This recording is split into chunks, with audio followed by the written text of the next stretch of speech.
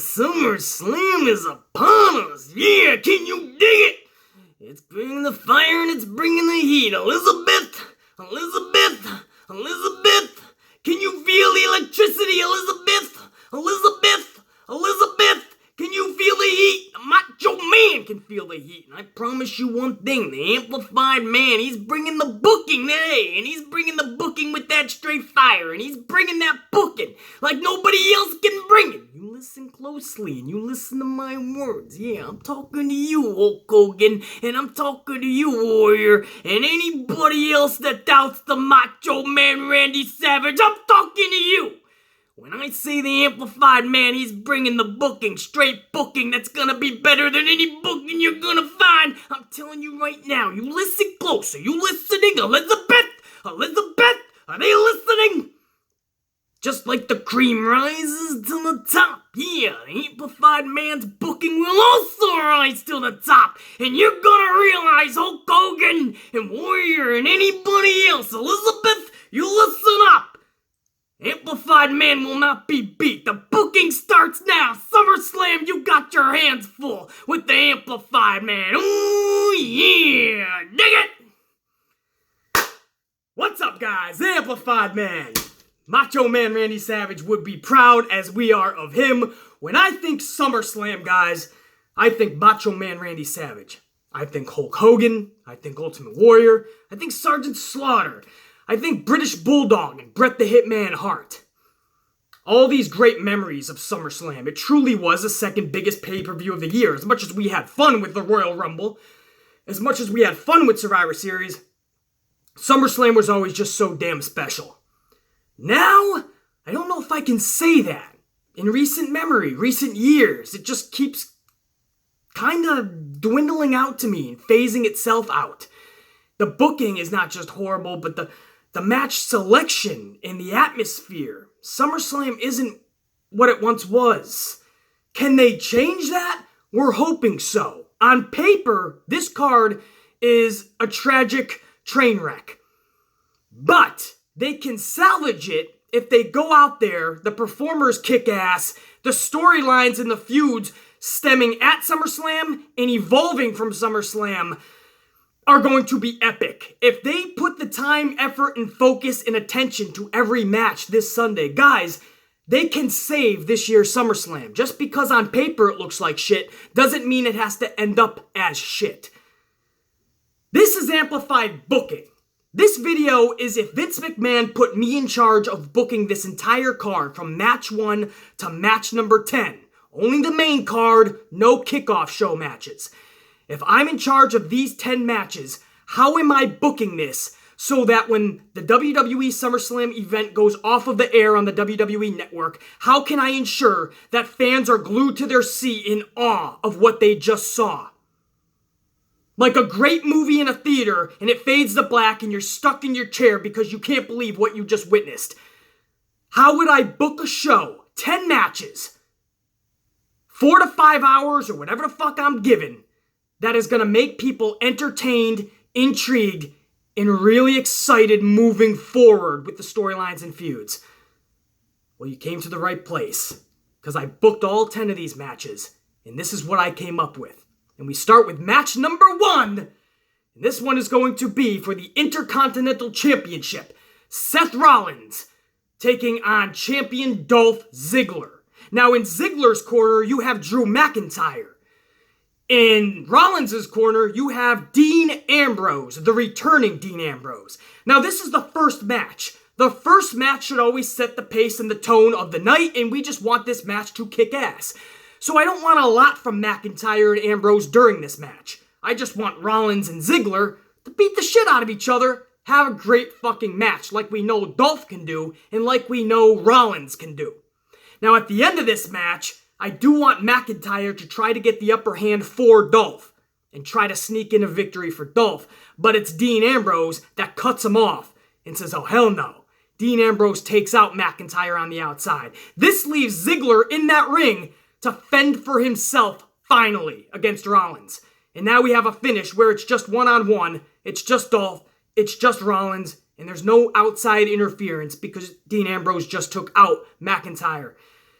And it proves that Dolph can't hang with Rollins at the end of this match because I want a stomp dead center in the middle of the ring. Dolph Ziggler's head bounces off the canvas like a basketball on a basketball court. Rollins flips him over for the 1, the 2, and the 3, and we have a new Intercontinental Champion. Seth Rollins defeats Dolph Ziggler. The celebration is on. Ambrose is in the ring with Rollins. More than celebrating, Dean Ambrose isn't really a celebrator, but he's kind of looking on the outside to McIntyre like, what? Get the fuck back up, bitch, and I'll take you out again. And he's looking at Dolph like, hey, if you want to get up, I'll take you out too. Ambrose is kind of circling the ring like a badass. Rollins is more celebrating. But they have their handshake, they have their hug between Rollins and Ambrose. And it's a good moment for Rollins fans, for Ambrose fans, for Shield fans, right? 2/3 of the Shield. We have a new IC champion. It's a big way to start off SummerSlam 2018. But I'm not done yet. Because Seth Rollins should have known, don't turn your back on a lunatic. And that's what he does. He looks at Dolph and McIntyre. He turns around. And when he does turn around back to Dean Ambrose, he is met with a kick square in his gut. Dirty deeds to Seth Rollins. We just got a heel Dean Ambrose turn right there. Dean Ambrose picks up the IC strap and he hangs over Seth Rollins as he holds up the IC strap. So Dean Ambrose takes out Seth Rollins after this match with a dirty fucking deeds. He holds up that IC strap like, I want this motherfucker. I wasn't out for 9 months just so I could sit in your shadow and watch you continue to skyrocket to the top because that's what you did when I got injured. You forgot about me and all you did was you got selfish. And you started just thinking about yourself. You stopped really looking back at me. You stopped giving me my phone calls. You didn't visit me at all. You stopped caring about me and how I was doing.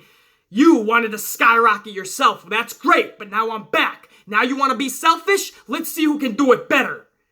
That's the story going forward. Ambrose didn't come back to stand in Seth Rollins' shadow. Dirty deeds. Rollins is down and out. Ambrose is looking at that championship as he stands over a motionless Seth Rollins. That is all. Just the very first match of SummerSlam. And we already had a kick-ass match, hopefully, if they go out and do what they're capable of doing. Dolph and Seth. We have a new champion in Seth Rollins, new IC strap holder. And then we got a heel turn in Dean fucking Ambrose. All that was just in your very first match of SummerSlam. All that! And you're already going to remember SummerSlam 2018. But we're nowhere near finished.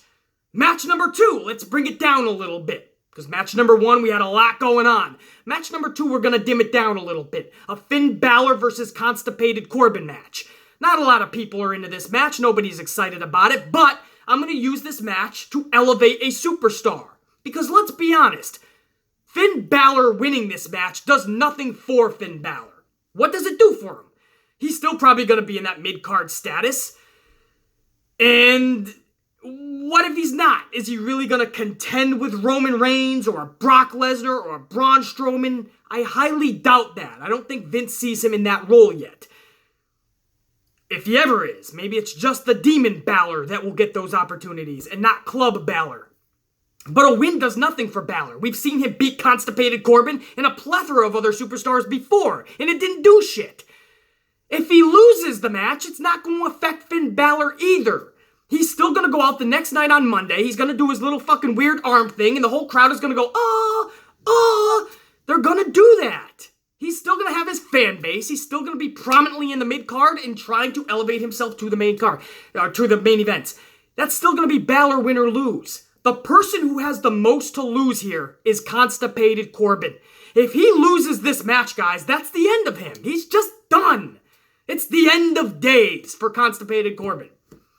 We've seen him get looking like a clown so many times after losing the Money in the Bank briefcase when he went to cash in. I mean, how much more of a clown can you look at that point? Losing all these nonsensical matches. This is a big moment because I feel Constipated Corbin has some momentum going into SummerSlam. I know I'm going to be in the minority here. I know I'm going to sound extra crazy, even though I already am. But extra crazy when I say this to you guys. For some reason, Constipated Corbin has grown on me the last couple of weeks. I'm actually starting to like this new Baron Corbin. I know, call me extra crazy, call me extra of a lunatic fringe, I know. But Baron Corbin, I'm actually starting to like this Baron Corbin, this constipated Corbin. I don't think at all, nor would I have him lose this match. I want a straight up Balor versus Corbin match, and at the end, just the end of days takes out Balor. It catches him off guard. The end is a plethora and a fury of offense by Balor. But somehow, out of nowhere, almost like an RKO, Constipated Corbin is able to get end of days out of nowhere. Through Balor's immense offense, and end of days somehow shocks everybody. And it's a 1-2-3. It's a shock win because it's a shock finish. It came out of nowhere. And that's how I would have Constipated Corbin pick up a huge victory over Finn Balor. Again, Balor's going to be okay with a loss at SummerSlam. Corbin, he is going to be pushed so far into obscurity, and this character will never have a chance at success if he does not win Sunday. I have him win. No cheatery, no tricks up his sleeve, just an actual clean victory. But after the match, when Constipated Corbin goes to leave, I want him to stop and go back into the ring and continue a beatdown on Balor. Punches to the dome piece, pick him up, and deliver another end of days. This will really get him some crowd heat. Really get those boos to come on to you, because now their hero is getting extra beat up at the end. The match is over. You already won. It's one thing, we usually see this when the hero, the good guy, wins. And then the save face, the bad guy will jump them after the match. Almost like a sore loser. But in this case, Corbin actually won the match, and then he's also going back after the match to continue the beatdown. This will really get him extra heel heat, man, and that's good shit for Baron Corbin, especially really trying to elevate the momentum that he has with this new constipated character. And then I want him to grab the microphone, and I want him to say, I know you guys might hate me for doing this to your hero, but I promise you, what I am doing here tonight, what I just did, was best for business. And I want him to drop the microphone on a motionless Finn Balor's chest and walk off to a course of boos. That'll really drive home that heel heat because he's using the line best for business. We already know he's in cahoots with Stephanie McMahon. We already know the term best for business is an authority line. So Constipated Corbin uses that after beating and then beating down Finn Balor after the match. Wow, man, that is how you build a superstar. And he would be built epically. That would be a bigger moment than him actually winning the Money in the Bank briefcase.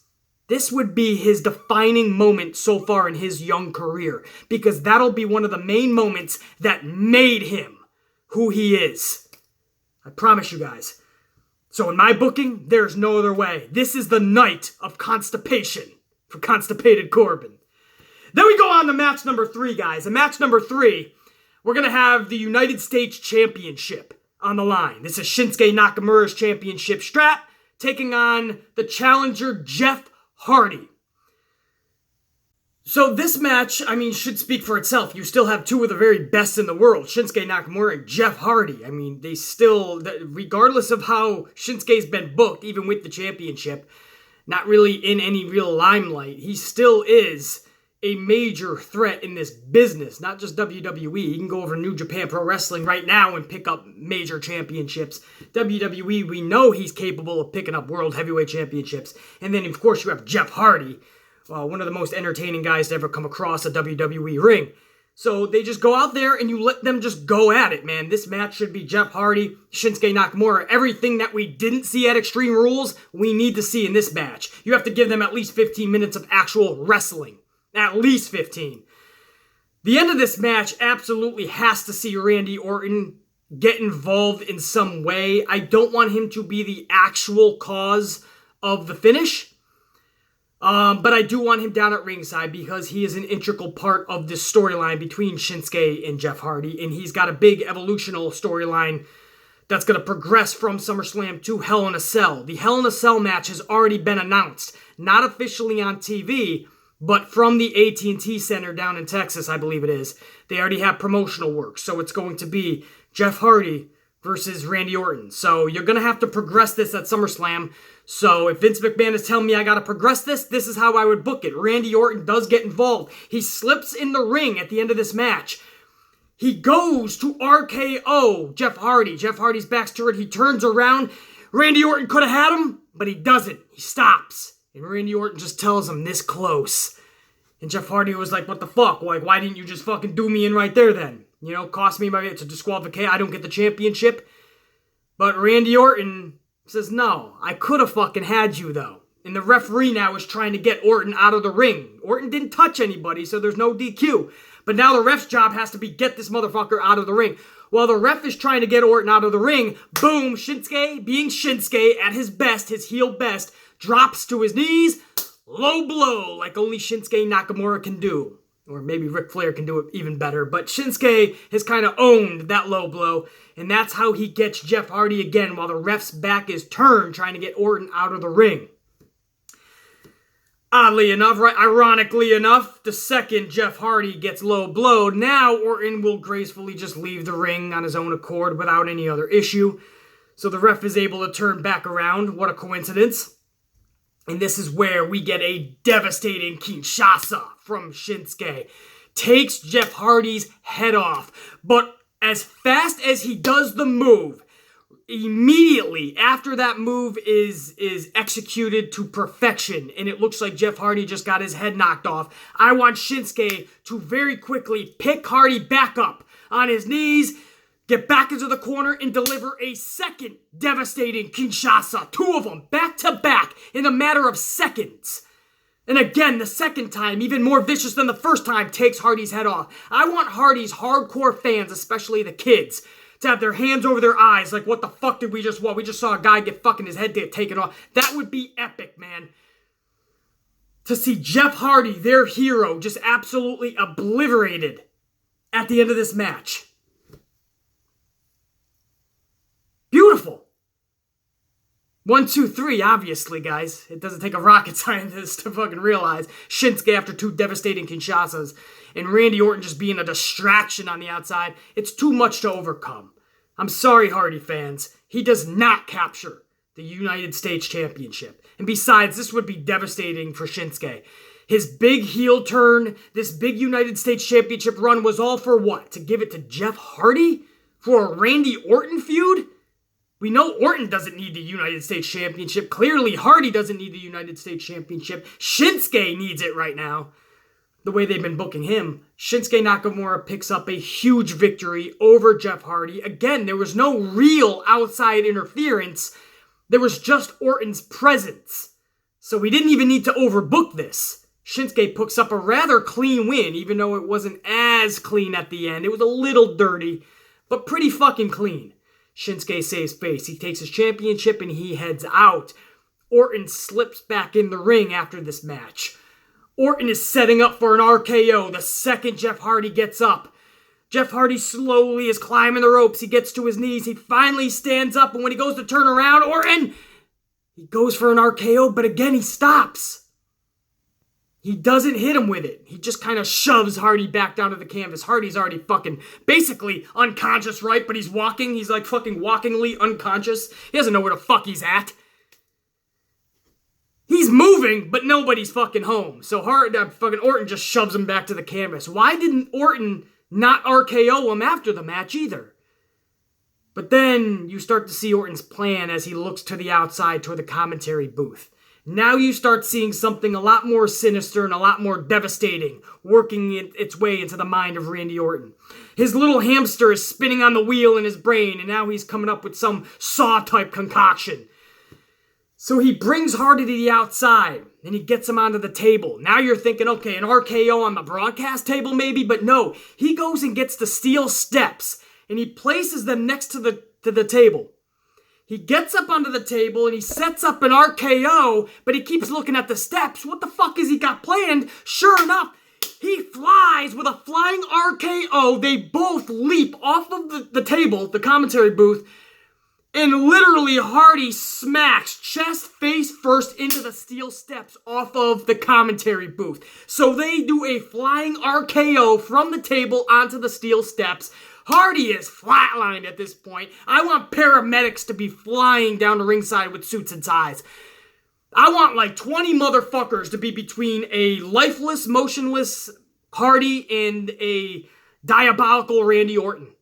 20 suits and ties. I want paramedics immediately there. I want this to look devastating and feel devastating. And when I say feel devastating, I want so much chaos from the suits and ties and the paramedics and the sense of urgency that it creates a hysteria throughout the crowd.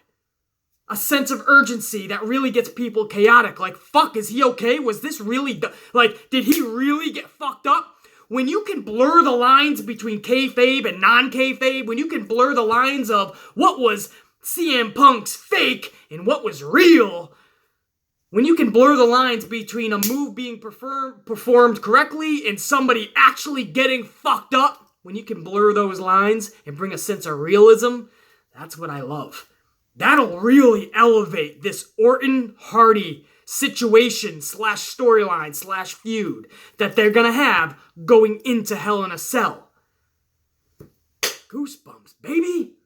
That's match number 3. We're only 3 matches. We still got 7 fucking matches, and SummerSlam is pretty fucking eventful, isn't it? But we're not done. Match number 4, we're gonna put the SmackDown championships for the tag teams up for grabs, right? We're gonna get the champions, the Bludgeon Brothers, in there with the New Day. And we're going to have ourselves a SmackDown Tag Team Championship match. We're going to dim it down a little bit. We had a lot into that last match, right? A lot of emotion was into that. So now we want to bring it back down with a tag team match. Now for this match, this has to be a Bludgeon Brothers defining moment. Just like Constipated Corbin cannot lose in my mind at SummerSlam because he will be so far into obscurity, nobody will ever give a fuck about him. I truly believe that. Same with the Bludgeon Brothers. I don't feel people really captivated to them yet, or they didn't captivate people to them yet.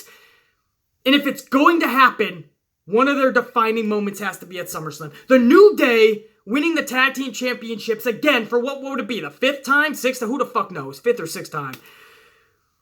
What is that doing for them? They're already so wildly over. It's not going to do anything for them. In fact, we've already seen the Bludgeon Brothers take on the New Day anyway. Now all of a sudden, the New Day has these superpowers and they can beat the Bludgeon Brothers. Not buying into this shit. The Bludgeon Brothers need this victory on one of the biggest stages of the year.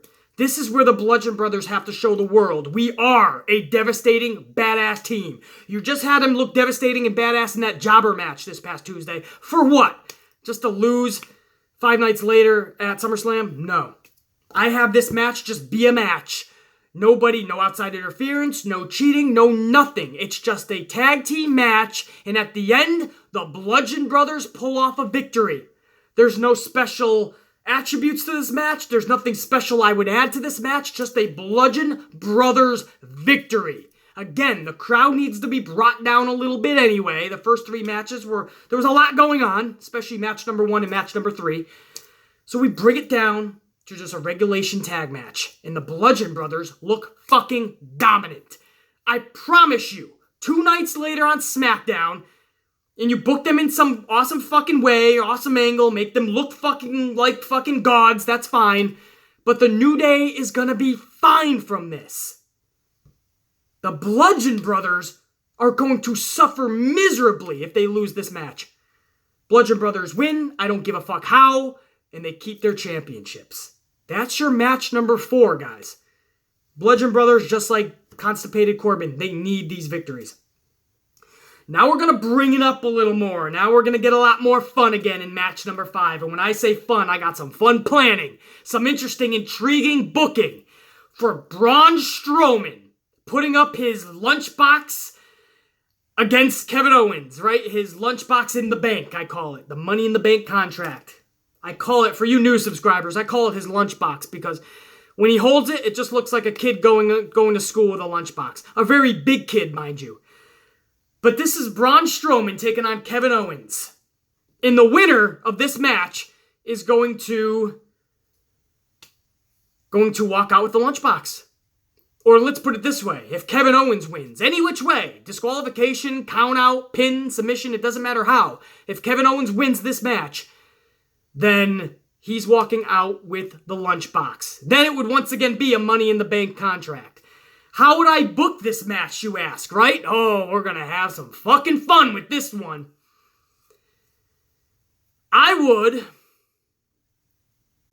What I got going on here, guys, is Braun Strowman annihilating Kevin Owens, obviously, because it's Braun fucking Strowman. Maybe a little bit of offense here and there for Kevin Owens, but this should be the Braun Strowman show at SummerSlam. But at the end of this match, you know who's rearing his ugly fucking head, right? Not literally, figuratively. It's Jinder Mahal in, who is it, Sunil Singh? One of the Singh brothers. I think it's Sunil. One of them's still injured. Hopefully they're back. I would like to see both of them at SummerSlam. But either way, you have Jinder Mahal and one of the Singh brothers coming down to ringside. Jinder Mahal eventually gets into the ring. You think he's about to jump on Kevin Owens, right? No. Right in front of the referee, he delivers a devastating coloss to Kevin Owens. Jinder Colossus Owens. But, as fun as that may sound, as fun as that may be for the live crowd, that's a disqualification on Braun Strowman. Which means the winner by disqualification is Kevin Owens. And he is your new lunchbox in the bank. Now, back to referring to it as the Money in the Bank contract briefcase holder. Kevin Owens is your victor. Disqualification. It was a brilliant master plan. Jinder Mahal, Kevin Owens, you gotta give it to him. Braun Strowman is so fucking livid and pissed off. Owens is down and out. Mahal and the Singh brother fly backstage. They're gone. As fast as they delivered the class, they ran away. Braun is so fucking pissed. He's looking down at Owens like I just want to take his head off, but now he wants to get his fucking hands on Jinder Mahal and the Singh brother. As I always say, the only thing faster than a cheetah in this world is a pissed off Braun Strowman. Strowman exits the ring and he flies up the rampway to the backstage area. Faster than a cheetah is a pissed off Braun Strowman, and he is looking for Jinder Mahal and the Singh brother. And he's going to locate them, guys. I want a camera backstage. This is going to be some fun, interesting, exciting shit. Jinder Mahal is backstage. He's in the locker room. He's trying to stuff his clothes in his bag real quick. They're trying to get their shit together, him and the Singh brother. I want to say Sunil. They're getting their shit together. They're trying to stuff their bags. They go to exit the locker room, but they're met at the doorway by Braun Strowman. He cut him off. And Braun Strowman starts an epic beatdown. He takes one of the Singh brothers and he literally throws them through the wall. This could be one of those stunt type situations where they have a fake wall. We've seen it before. They put a fake wall up. That's fine. It can be fake. But he goes through the wall. Not into the wall. Through the fucking wall. He catches Jinder Mahal because Mahal is able to escape as that's happening. But he ends up catching him. At catering would be a good spot where he just gets fucked up around catering and goes to every catering table. Backstage in the parking lot is fine. You literally put him through a fucking car window. But either way, Mahal is the sacrifice here as he is getting beaten. A beating of his fucking lifetime. And he is getting beaten down. Owens starts to come to in the ring. And he sees what's going on up on the Tron. Owens grabs his briefcase, holds it tightly, and he knows he can't go back there. He runs through the crowd. Owens is running away through the crowd because he knows he can't go backstage. The beating is still going on Jinder Mahal. Braun Strowman is literally killing a motherfucker at this point. Owens, the camera catches up with Owens now. Owens is outside of the Barclays Center with his Money in the Bank contract, still in his fucking wrestling gear, sweating. He just came from his match. He's hailing a cab, guys. He's trying to hail down a taxi cab. He's trying to get the fuck out of Barclays. He just escaped. He robbery was committed. He robbed Braun Strowman. And he cannot now go anywhere near him because he's fucked.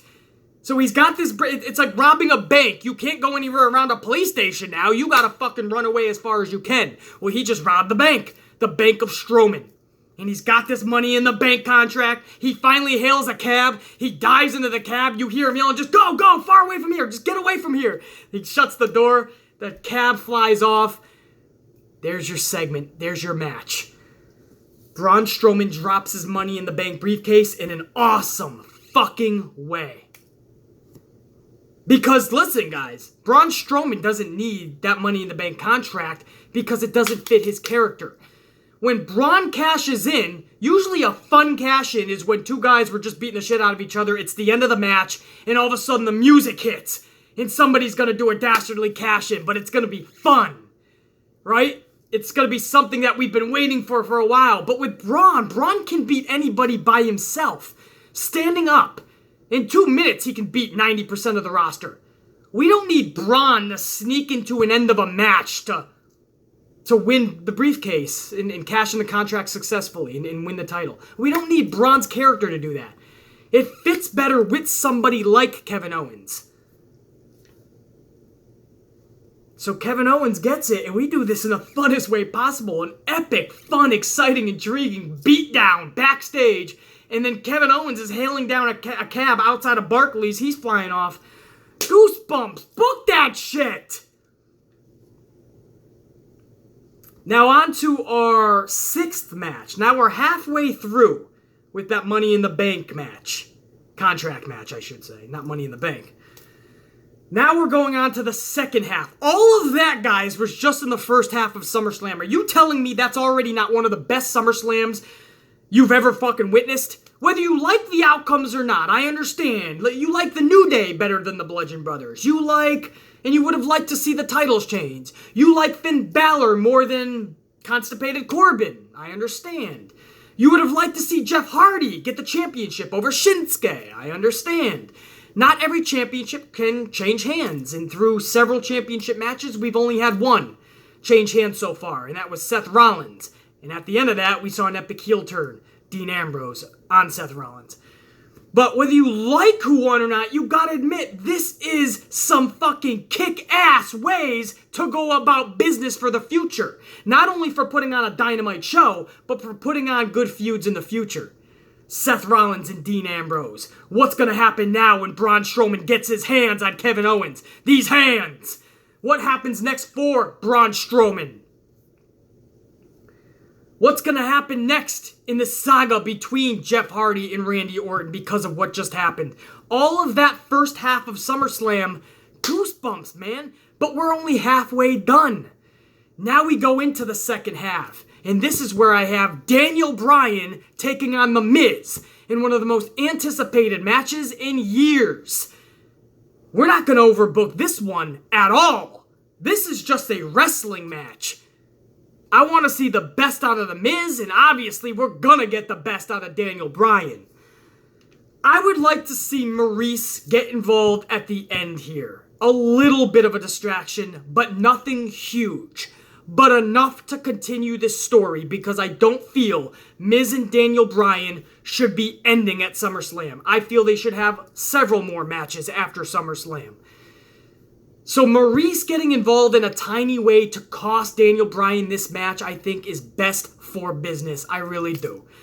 And it fits with the narrative to push the Miz and Mrs. TV show on the USA Network as well, so you put Maurice back in the spotlight. But it also helps to add on to this feud and to elevate them to another match and even another match. And what it does, guys, is it helps build what I want to see at Evolution. I know it's an all-women's pay-per-view, but I want one mixed tag match there with the husbands. I want Maurice and Miz versus Brie Bella and Daniel Bryan. But to get to that point, we first have to have all the pieces of the puzzle put in place. And the first piece of this puzzle is inserting Maurice. And I as much as I'm a huge Daniel Bryan fan, I feel The Miz has to win this match when it's all said and done. And again, I'm okay with a little interference by Maurice. This will set up, in the coming weeks, Brie Bella to get involved. If even at Hell in a Cell they have their second match, And it looks to be the same outcome. Maurice is about to interfere. Miz is about to win the match, just like SummerSlam. But here comes Brie Bella. And Daniel Bryan is able to pick up the victory over Miz at Hell in a Cell. They're both 1-for-1, and both wives have gotten involved in some little capacity. Now, at Evolution in October, their third and final meeting. And now it's going to be husband and wife versus husband and wife. And even though it's an all-women's pay-per-view, it's still women versus women, but they have their husbands. It's a fun exhibition match for Evolution. It's okay to have a couple dudes on the card. It's still going to be considered all women because in the match you have Maurice versus Brie Bella. I think that's a great way to tell this story. So yes, one of the most anticipated matches, speaks for itself and doesn't need to be overbooked. The Miz picks up one of his career-defining victories of his whole fucking career, hence career-defining, over The Miz at SummerSlam. Over Daniel Bryan at SummerSlam. And that's going to cause this to go forward. And don't worry, Daniel Bryan gets his revenge at Hell in a Cell, and it all culminates at Evolution. That's how I book this shit. But hopefully the wrestling alone captivates everybody. Daniel Bryan versus The Miz. But again, in my booking, The Miz picks up a big fucking victory. Now we go into the final 4 matches of the card. And this is where I am booking a... First of all, what I would do is I would have backstage. I would have Paige and Kurt Angle. And I would have Paige telling Kurt Angle, thank God I'm not on Raw, because I would not want to be in Kevin Owens' shoes right now. Knowing that Braun Strowman is going to be looking to kill everybody in the locker room, and Kurt Angle's like, yeah, I hear you. I don't know where I'm going with this. You know, Kurt Angle's like, I don't know what to fucking do now. He doesn't actually say what I'm going to fucking do. It's still a PG show, I think. But he's going to say, I don't know. And Paige is like, good luck, man. And then all of a sudden, Trish, Stratus, and Lita come into frame. And Paige is all like, Trish, Lita. And they're all giving you hugs. And Kurt Angle's like, hey, good to see you. Hugs.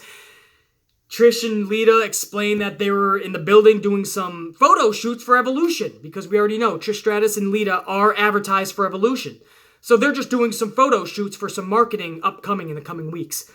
So it was cool to see Trish Stratus and Lita in a cool little backstage segment with Kurt Angle and Paige. Then we go in, guys. Because we talk about the women. You got Trish and Lita. Now it's a feel-good moment for the ladies, and we're talking about Evolution, and then we go into the Raw Women's Championship match. Alexa Bliss defending against Ronda Rousey. Just like we didn't have to overbook Daniel Bryan and The Miz, I'm not overbooking this shit at all. 10 seconds. Boom, boom, in the third punch to Alexa Bliss literally knocks her out. And Ronda dives into an arm bar, snaps the arm back. The referee, it's not even a tap out. No tap out.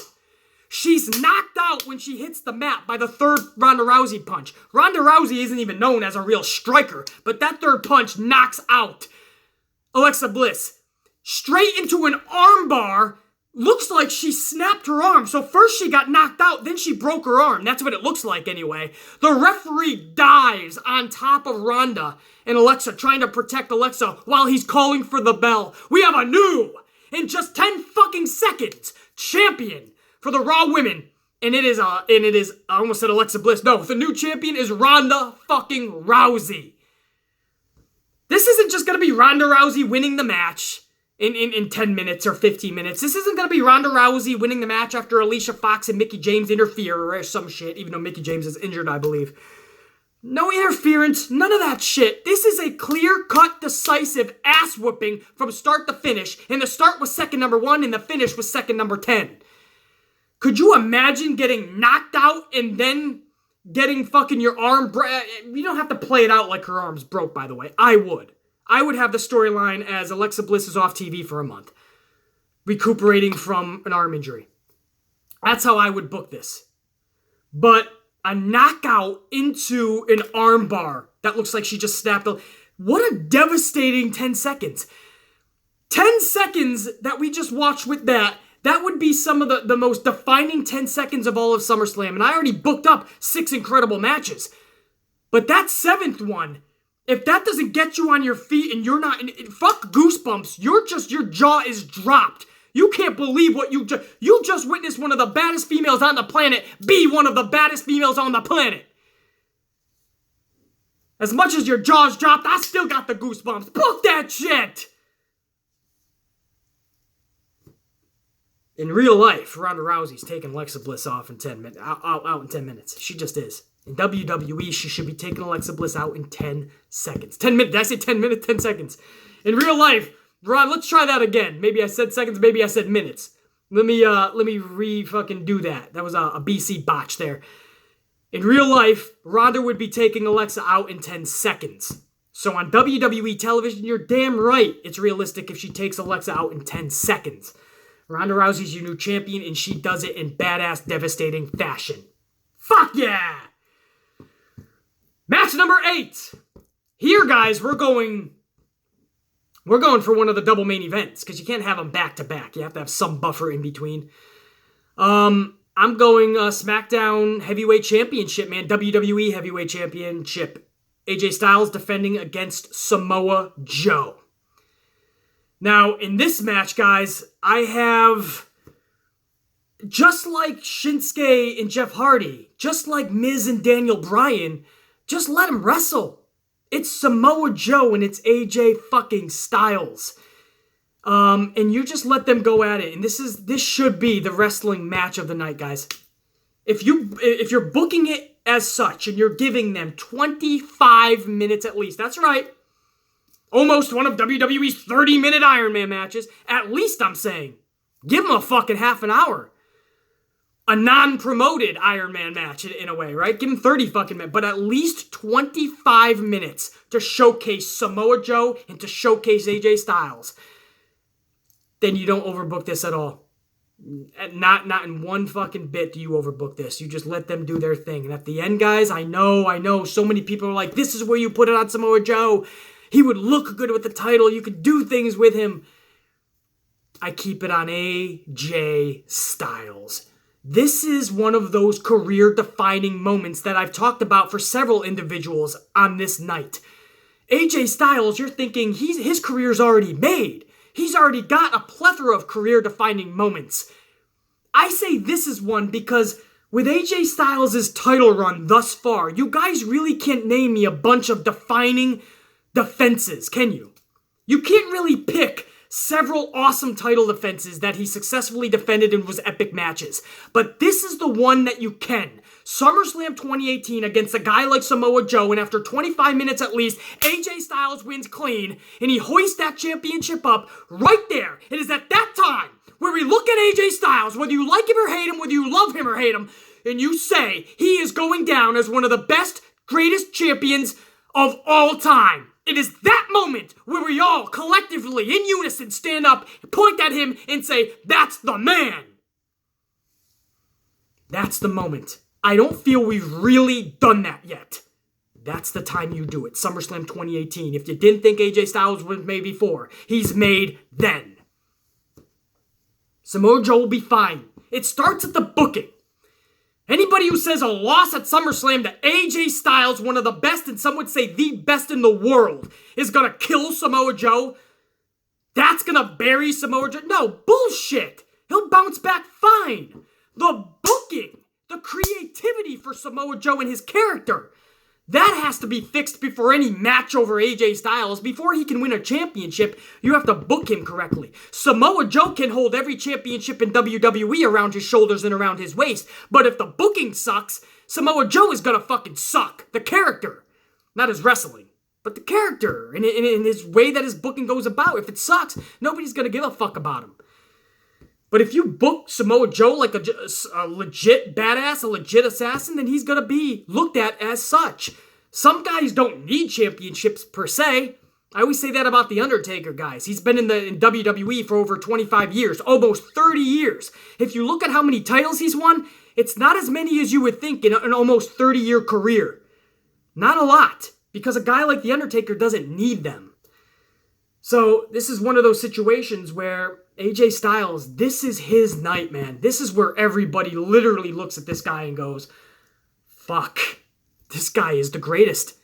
And that'll really, if he can hold it to WrestleMania, and after the Miz feud, they really book Daniel Bryan like the legit motherfucker that he is, and he wins the 2019 Royal Rumble, and you set up AJ Styles in this hell of a long, awesome, epic title reign against Daniel Bryan at WrestleMania 35. That's where I have AJ Styles dropping that strap to Daniel Bryan. But that's just my booking. I give myself those goosebumps. But that is an epic match number 8 in one half of your double main event. We go into match number 9 now, and we're going over to the SmackDown Women's Championship match. Charlotte Flair versus Becky Lynch versus SmackDown Women's Champion Carmella. Let's get right to the end of this match. What do you say, right? Because, no matter how you book this, it's kind of schmazzy. It's Charlotte, Becky, and Carmella in a triple threat. You're not going to get some of those imaginary Dave Meltzer stars in this match, right? You're not going to get 6, 7 unprecedented 100 stars. Ain't going to happen.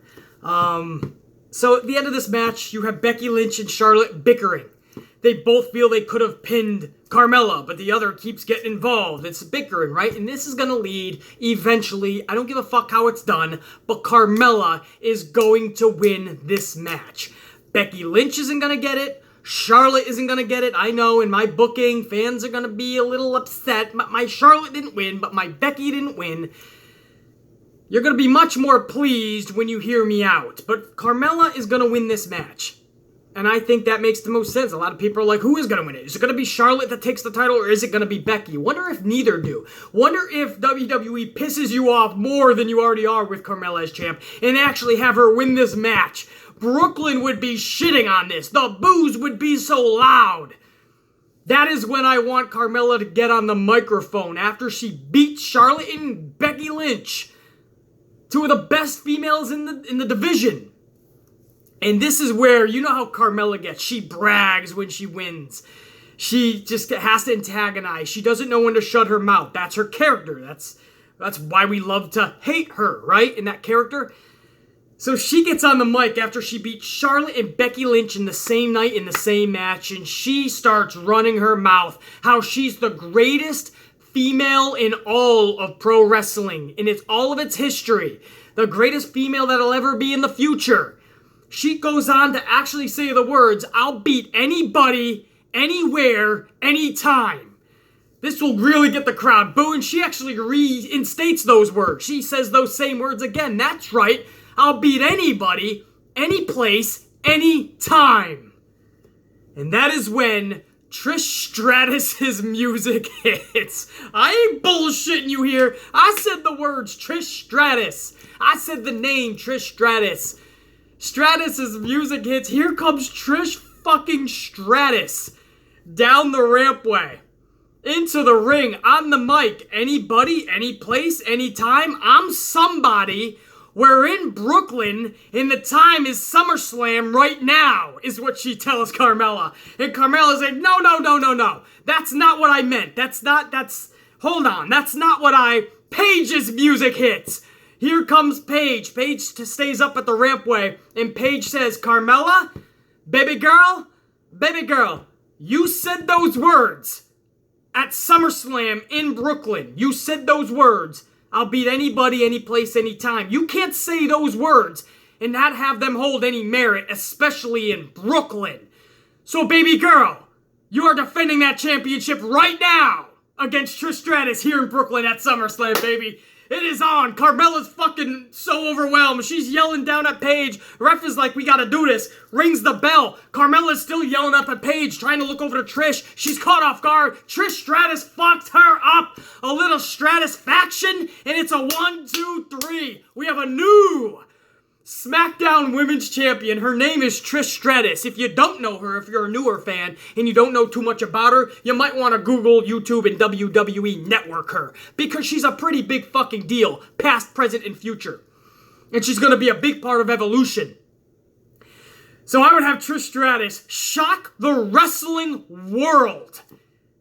Shock the fucking professional wrestling world. Imagine the headlines for people that are not getting pro wrestling fans that just think the card is shit and they're not ordering SummerSlam. They're not watching it on the network or anything. Maybe they're going to work And all of a sudden they check their Twitter feed or whatever, the result, and they see Trish Stratus walked out champion during the match of Charlotte versus Becky versus Carmella. Somehow Trish Stratus walked away. How the fuck? They gotta go now and watch.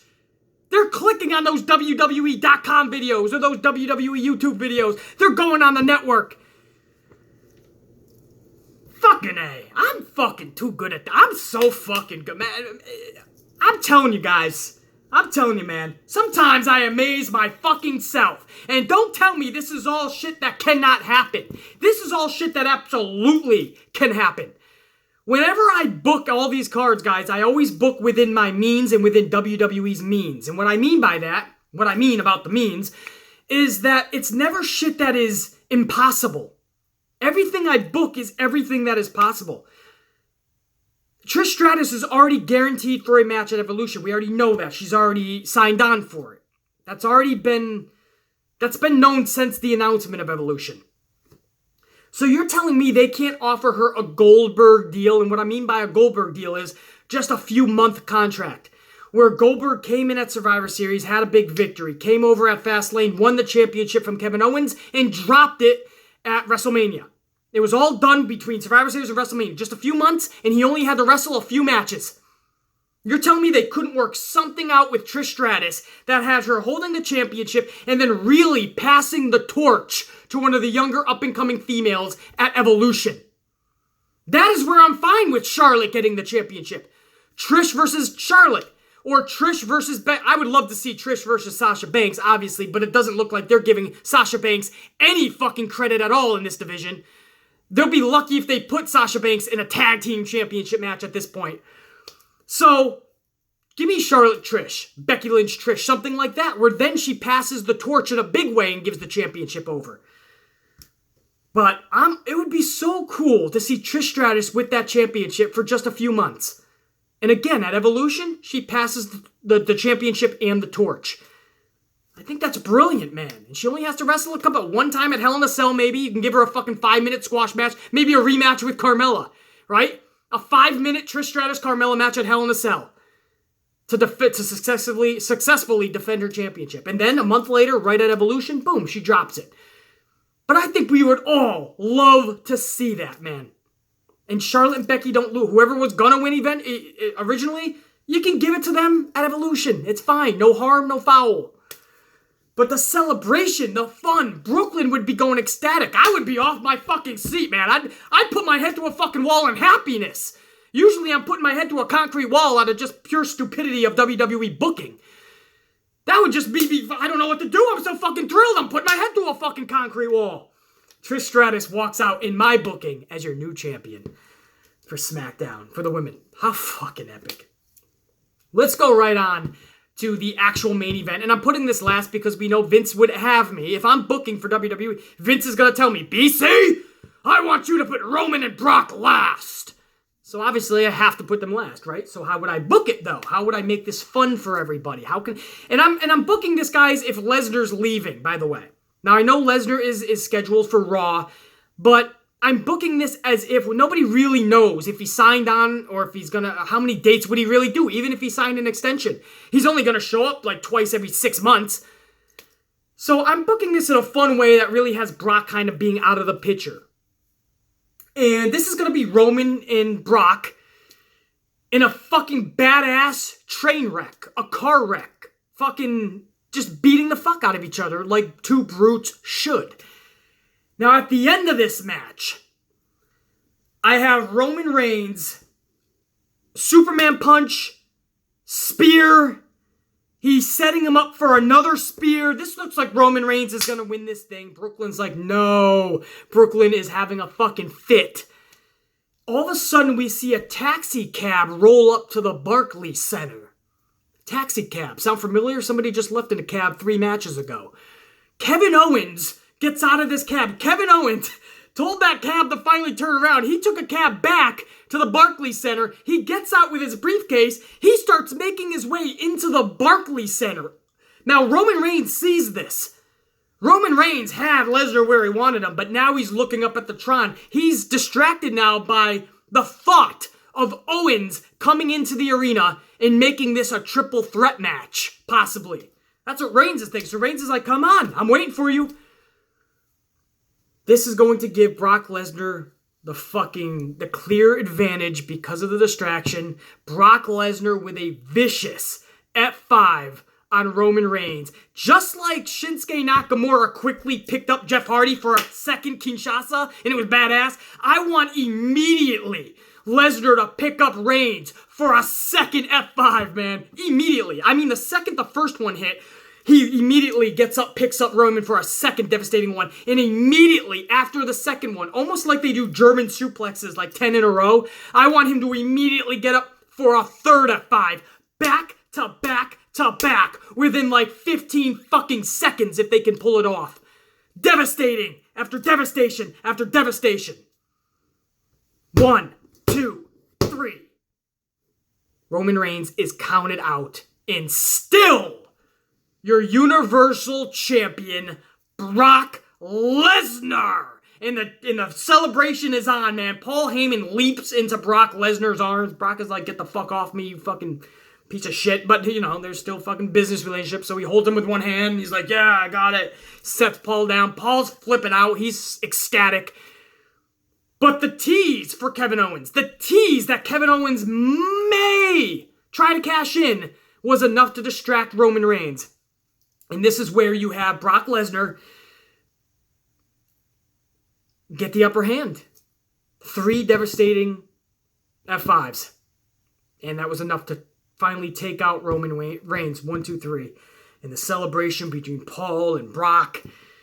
And Brock's looking out at the crowd out in Brooklyn. And he's holding that championship up, man. And out of nowhere, Paul Heyman does his best Shinsuke Nakamura impression. Drops to his knees and low blows Brock Lesnar. Paul Heyman low blows the Universal Champion. And this is where the storytelling is epic. Because you know how Paul Heyman, forget his words, his facial expressions can sell you on anything. And he looks in Brock's eyes like, you motherfucker, you associate yourself with the devil, you're gonna get the horns eventually. And Brock's looking up. Brock's on his knees holding his midsection, because even a beast, when you take out that region, he's dropping to his knees in agony. And he's looking up at Paul like, et tu, Brute? Why? Why, Paul, why? And he's looking up like, you motherfucker. And Paul's looking at him like, yeah, the devil finally got you. And he whips out a can of mace and he just starts spraying Brock Lesnar right in his eyes. So now Lesnar's holding his groin. He's getting mace in his fucking eyes. Lesnar is fucked up. Paul Heyman did some heinous shit to Brock Lesnar. And here comes Kevin Owens. You can even have the music blasting throughout Brooklyn, throughout the Barclays Center. Here comes Kevin Owens. And he comes in, and first he takes that briefcase and he smashes it into Roman Reigns' skull, because Reigns was starting to come to his feet. And he smashes Reigns in the skull. Knocks Reigns clear out of the ring. Then he looks at Lesnar, who, even though Lesnar got low blowed, even though Lesnar got maced, Lesnar is still trying to get to his feet, and he even gets to his feet. Lesnar somehow gets back to his feet. He's so badass, but he gets met with a briefcase to his skull for his efforts. Lesnar is down and out from the briefcase shot. Owens goes up to the top rope in a devastating frog splash. I would love to see him up on the top rope with the briefcase. A frog splash with the briefcase in between them, so they both really get fucked up. But Lesnar gets the blunt of it. He gets a frog splash with the briefcase as part of Kevin Owens.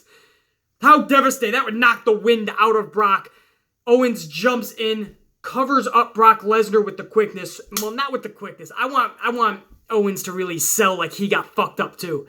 But you can tell Lesnar got the wind knocked out of him. Lesnar's fucking out.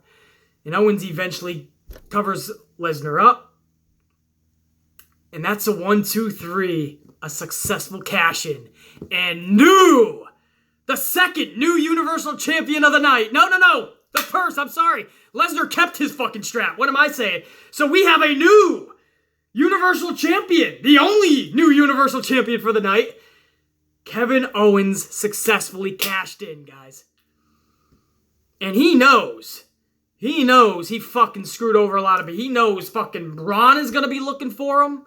He knows fucking Lesnar is going to be looking for him. Lesnar's advertised the next night too, man. But I feel like that's the good point to have something with Lesnar and Paul Heyman. And that's a good way to let Lesnar exit after Monday. Maybe Lesnar causes so much destruction because he's so pissed off the next night on Raw that he gets banned from WWE. And that's a good way to write him off. We saw that before when he F5'd Michael Cole and they had him suspended because they knew he was going to be away for a while. Good way. Have him just cause utter annihilation to everybody on Monday Night Raw the next night. And with Roman Reigns, the story between him and Kevin Owens, because we already know. It's already been announced and advertised. At Hell in a Cell, it's going to be Roman Reigns versus Kevin Owens. So a good way to start that, because right now they have no beef. A good way to start that is not only did Kevin Owens, was he the reason that distracted Roman Reigns when he was about to beat Brock, but also when Kevin Owens came to the ring, he took out Roman Reigns with a devastating headshot with the briefcase. Roman Reigns is going to be wanting revenge 2 different ways from Kevin Owens. This will help build that championship match for Hell in a Cell. But also, it brings in that fun cash-in experience that we all want to see. And we were not going to see it with Braun Strowman. That would be we would be expecting that way too much. What, Roman Reigns wins, and you think Braun Strowman was going to come down and cash in? Vince would never let his baby boy get beaten by Braun, would he? All the investment that has gone into Roman Reigns and trying to make him the top babyface, you're just going to let him get squashed by Braun Strowman? It's not going to happen. Lesnar and Strowman, we've already seen this in a one-on-one match before. And Strowman really couldn't get the job done. Now all of a sudden he sneaks in at the end of a Brock Lesnar match. Something a heel would do. And he cashes in that way? That doesn't fit Braun's character. Kevin Owens walks out of this motherfucker. And again, you brings that New York City vibe into it. The whole leaving in a taxi cab after he won the Money in the Bank briefcase earlier in the night. Then he comes back in that New York City cab. And then all of a sudden, Paul Heyman out of nowhere. At that point, we felt it was just a tease. Owens isn't going to cash in because Lesnar won the match. Him and Paul Heyman are celebrating. Owens isn't going to be stupid and meet Brock Lesnar one-on-one, face-to-face, is he? But he didn't need to. Paul Heyman turns on Brock Lesnar. Kevin Owens comes out. Devastating frog splash. Kevin Owens is your new Universal Champion. He's in the crowd. He's running away. He knows people are looking for him. Right? It's like he robbed 2 banks in one night. Because that's what Kevin Owens did. He robbed 2 banks in one night. He stole from Strowman and he stole from Lesnar. And in the process, he pissed on somebody's yard. And the big dog, Roman Reigns. He's got everybody pissed at him. Now you have to tune in Monday. You have to see Kevin Owens. And who the fuck is going to get their hands on him? Is everybody going to get their hands on him? We fade to black. SummerSlam goes off the air, guys. BC takes his headset off. I feel I successfully booked SummerSlam. Whether you agree with some of the bookings or not, whether you agree with some of the people who I would have go over, you have to admit, I put together a dynamite card that you would have been entertained by. All I ask from you guys is let's all watch Sunday. And when Sunday goes off to air, Vince McMahon's SummerSlam, let's see who had a better card booked. Did Vince beat the Amplified Man, or did my booking blow Vince's SummerSlam out of the water? We'll wait and see. But my booking gives me goosebumps, man. Then I gotta turn on SummerSlam Sunday and be like, oh yeah, wait. I'm not booking it, am I? It's fucking Vince and his writers. And then we're going to get probably some lackluster shit show. But hopefully not. I wish the competitors that go out there Sunday nothing but the best. I know they're going to bring their A-plus game. I hope booking and creative does the same. I hope the matches get the time and the attention that they deserve. I hope this show is not a shit show, is not tragic. I hope this show is epic. I hope this show blows my booking out of the water. That's my hope. We'll see if it actually happens. The Amplified Man, after over an hour, Thank you guys, honestly, for spending every one of these minutes of this hour with the Amplified Man. SummerSlam is always a fun season, even if the card doesn't seem that it's an epic card. Hopefully the show will become epic. I love this time of year, man, and I will definitely be tuning in, not just out of habit and hope, but hopefully with a little bit of excitement, right? Habit, hope, and some excitement. Give us something from match number 1 to get excited about. And I think it should be a fun night. I'm hoping that I am correct. I'll see you guys Monday for SummerSlam Amplified. No, it ain't Amplified, right? We might get Amplified on them. It's going to be the good, the bad, and the ugly. What am I saying? I'm already forecasting the future that this is going to be a shit show and we're going to get Amplified on WWE SummerSlam. If that's okay, if it's a shit show, guys, I'm just letting 2.0 do the whole review. But I will see you Monday for the good, the bad, and the ugly. And we'll go over the exact card that they put together. And we'll talk all about every single match. For now, Amplified Coffees, Amplified Ass Whoopins. Check you later.